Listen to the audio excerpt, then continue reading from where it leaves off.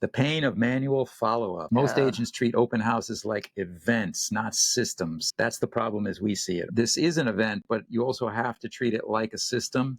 You get maybe 10 to 30 visitors, and you maybe follow up with 2. The event part, I understand why, because let's say if you're a solopreneur, you're out there very early in the morning, setting up signs, make sure traffic is seeing you, saying hello to the neighbors and letting them know that there's an open house happening. You're setting up the water station, you're doing a whole lot of things. And by the time it's 10, you're already exhausted. That is great. But for it not to feel just like an event, if you can get some of your kiddos to come and help, maybe do that part, put up the signs so that you focus on the business side of it by making sure that these signing processes and protocols are set up, that would be really great. But if you don't have all that, you can do it ahead of time. Or think about it Right. this way, too. We do a lot of events for our Mhm. marketing agency, and we have over the years in marketing. And the way we break it down is into 3 parts: pre-event, at event, and post-event. It's probably a good idea to treat the open house that exact same way. So we're going to talk a lot about all 3 of those, Yeah. actually, now that I think of it. The pre-event, You're going to prepare your listing signing forms through Lofty. If you have Lofty, if you have a different system, that's fine. You need to prepare this because let's say that listing is priced for 700,000, then you would have a form that has a price of 700 and below or 700 and above, so that the people that come in, you get to understand if it's put in the sign up form, you tell them to pick what price range are you looking for. Are you below 700 or are you above 700? This is going to help you, especially with the follow-up. you can make it a pick list. Pick list. They can select it instead of asking them what price range, what their budget is.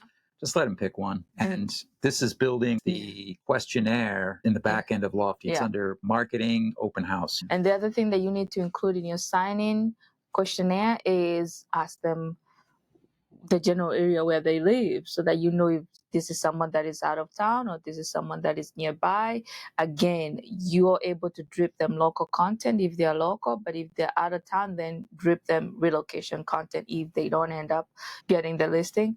The other thing you can do which it could be at night before the day off, is make sure as you feed in all the data that you need to collect from the guests that come in, ensure that you have a QR code that is provided by Lofty, but that QR code, you're going to put it in a piece of paper. Make it pretty easy. Say sign up here and then stick it right in the middle.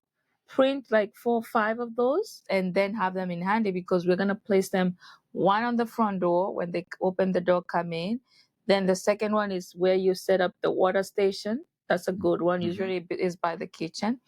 Then the other one would be at a different corner, maybe a living room where there's enough space as they walk in, just take it somewhere. And then also upstairs, the master bedroom. That's a good one where people always want to see. So make sure you have that. Another area I could think of is maybe a study.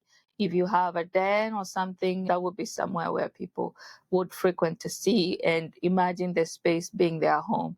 That can be done the night before. And explain to the audience, Floyce, what the QR code actually does. That QR code will take them to the sign up form that we prepared the night before with the listing information, asking them to pick whether they're buying below 700 or above, asking them if they're local, and a few other things that you would want to put in that questionnaire. I always encourage agents to do that for every listing, specific to that listing. Don't just use a general one, because every listing has different characteristics. And make sure you have the right tags for that form as well. You can set it then so that when they fill out that form and the lead comes in, it gets tagged.